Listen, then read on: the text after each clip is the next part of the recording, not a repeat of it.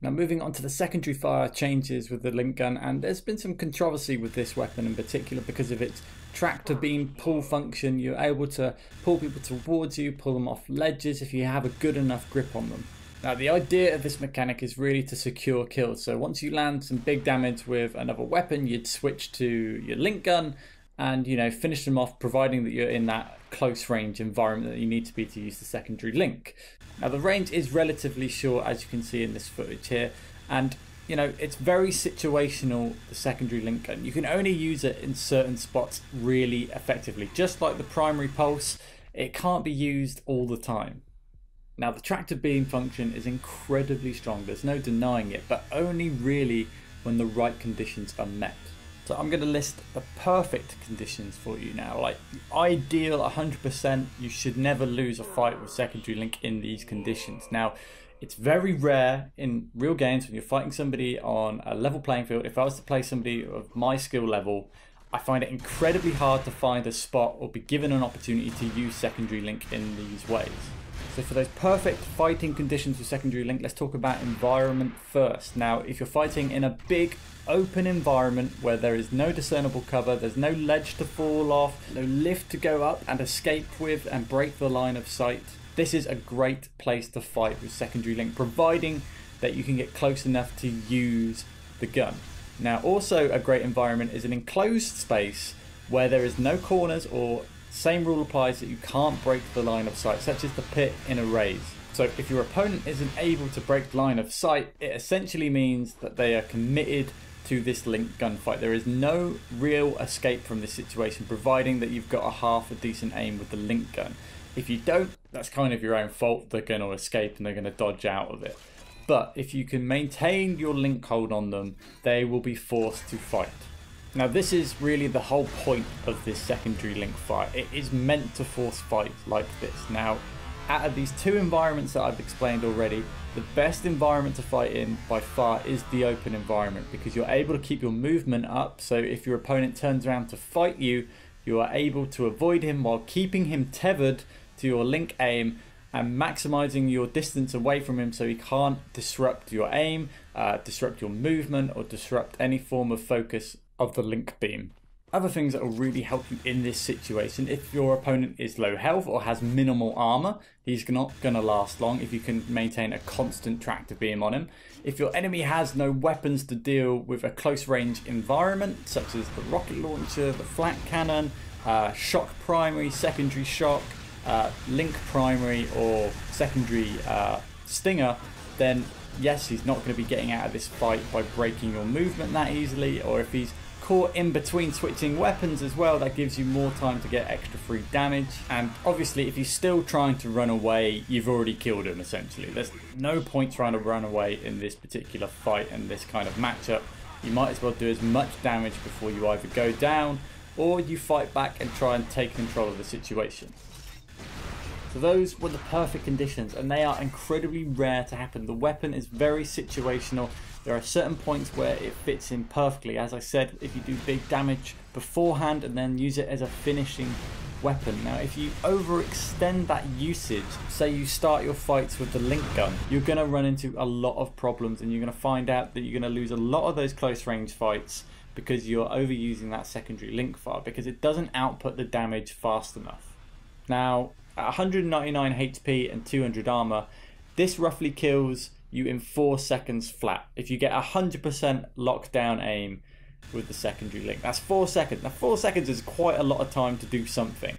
Now if you're resisting that traction and that pull, that time is greatly extended depending on your opponent's aim, of course, but I estimate about 10 to 15 seconds on average before you die. Now 10 to 15 seconds is a lot of time to do damage back to your opponent and really make them regret using that link gun.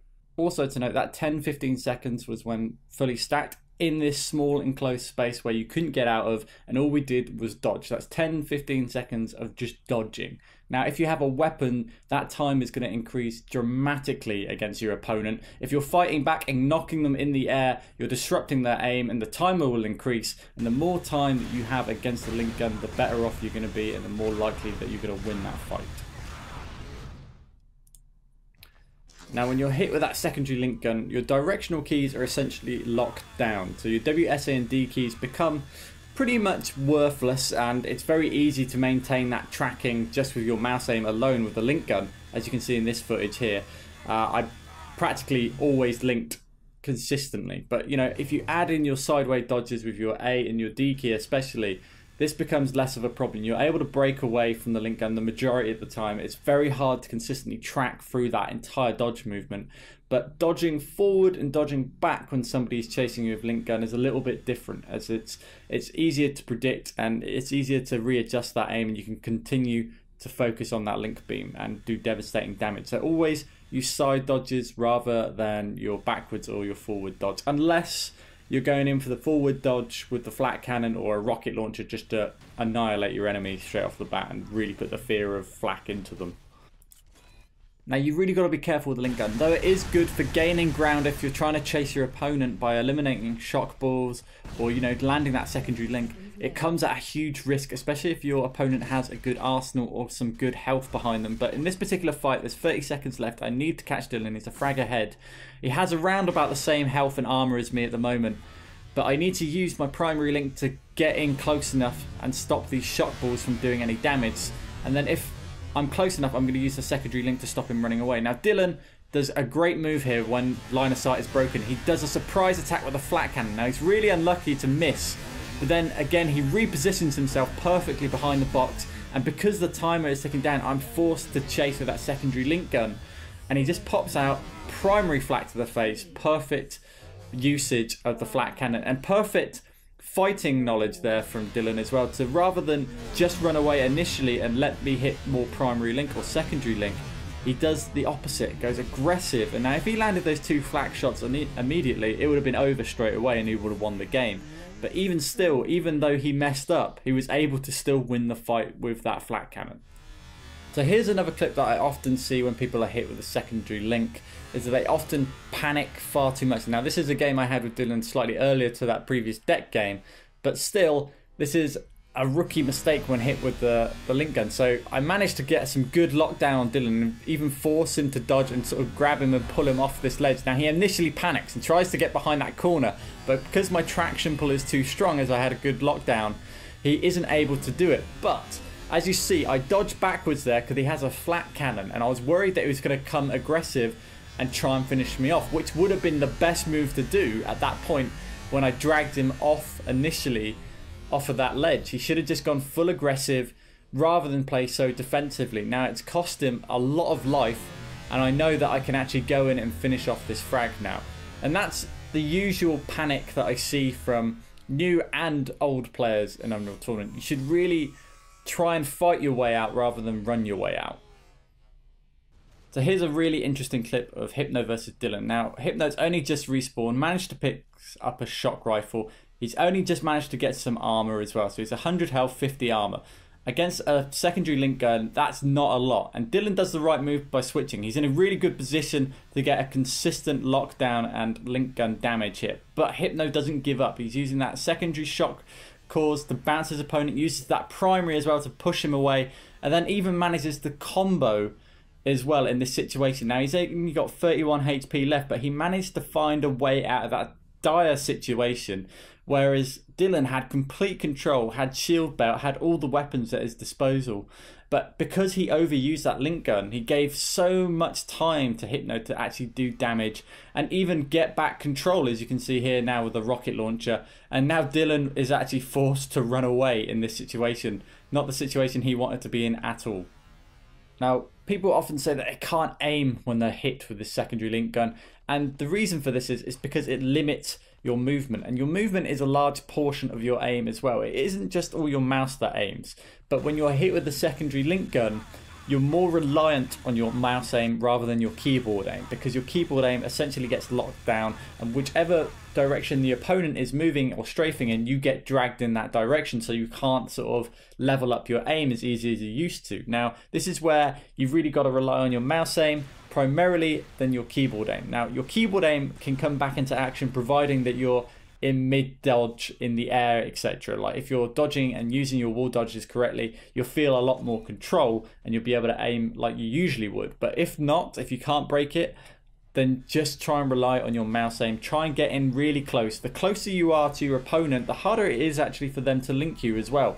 If you can move side to side, point blank range, it's really hard to use secondary link. In fact, most of the time they'll be forced to use that primary fire instead. Now, the major difference in terms of aiming with the secondary link gun against, say, other hit scan weapons such as shock and sniper rifle is that usually you wait for your opponent to walk into your aim with a shock or sniper rifle. You usually predict where they're going to go and fire, wait for the reload, then you readjust and reorientate your aim. But with a link gun, you have to consistently track your opponent to maximize your damage. So the majority of the time, you're going to be using more aiming with your mouse rather than your keyboard aim. But it's really important to keep up your keyboard movement in this particular instance while tracking as well as you can with a mouse. You want to hold them at this medium range distance primarily because this is like the safe zone. Too far and they'll be able to break the link beam and get some movement going, and too close you'll be in danger of that flat cannon and any other close range weapon, and they can really make it an ugly situation for you using that link gun.